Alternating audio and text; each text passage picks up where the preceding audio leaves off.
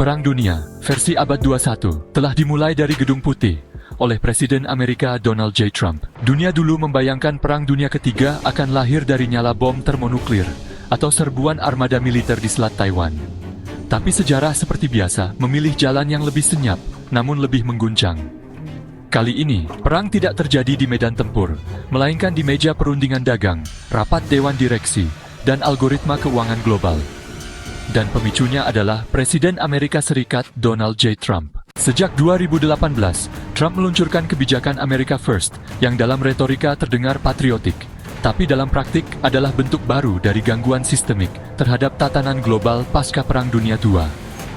Ia menaikkan tarif terhadap barang-barang dari Tiongkok, menargetkan Eropa dengan retaliasi dagang, dan menyulut perang teknologi dengan memburu raksasa seperti Huawei dan TikTok. Bahkan sekutu lama seperti Kanada, Jepang, dan Jerman pun dipaksa memilih bersama Washington atau di seberang tembok dagang Amerika. America's Economic Liberation Day. Puncaknya tiba pada 2 April 2025. Dalam pidato yang disiarkan langsung dari Rose Garden Gedung Putih, Trump mendeklarasikan apa yang ia sebut sebagai Hari Pembebasan Ekonomi Amerika, America's Economic Liberation Day.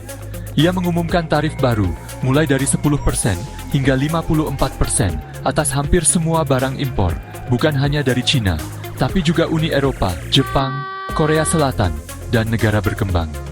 Ia menyebutnya sebagai akhir dari era ketergantungan dan kebangkitan kedaulatan ekonomi. Pasar global terguncang, harga energi naik, pasokan semikonduktor kembali terganggu, nilai tukar banyak negara merosot. Dan lebih dari itu, dunia mulai terbagi. Bukan lagi berdasarkan ideologi seperti dalam era Perang Dingin, tetapi oleh kutub ekonomi, teknologi, dan keuangan. Dari sinilah babak baru dimulai, Perang Dunia Ketiga versi abad 21. Tanpa tank, tanpa misil.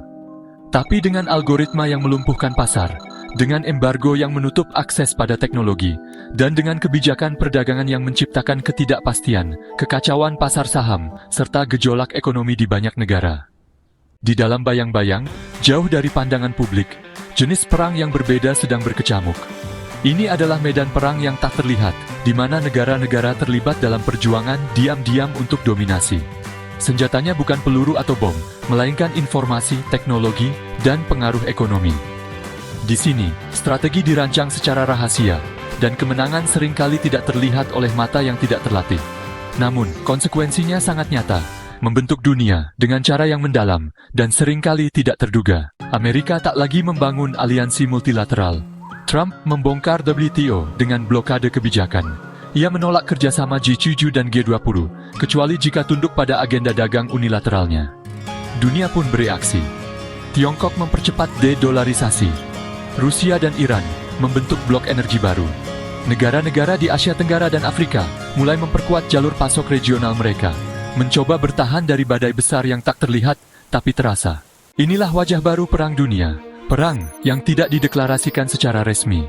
Perang tanpa pertempuran terbuka, tapi dengan korban di meja makan rakyat kecil. Perang yang melibatkan negara dan korporasi, diplomat dan CEO, bahkan bot AI dan infrastruktur data. Donald Trump, suka atau tidak, telah menandai era baru geopolitik global. Ia menjadikan ekonomi bukan sebagai alat diplomasi, tapi sebagai senjata utama. Ia mengubah perusahaan menjadi pasukan, dan pasar menjadi medan tempur.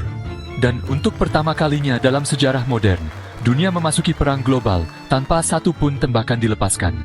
Hanya keputusan di ruang rapat Gedung Putih. Sejarah mungkin akan mencatat Perang Dunia Ketiga tidak dimulai dari pangkalan militer, tapi dari sebuah konferensi pers di halaman Gedung Putih. Dan pemicunya bukan invasi militer, melainkan ambisi unilateral Amerika dalam mengatur ulang dunia dengan caranya tanpa kompromi.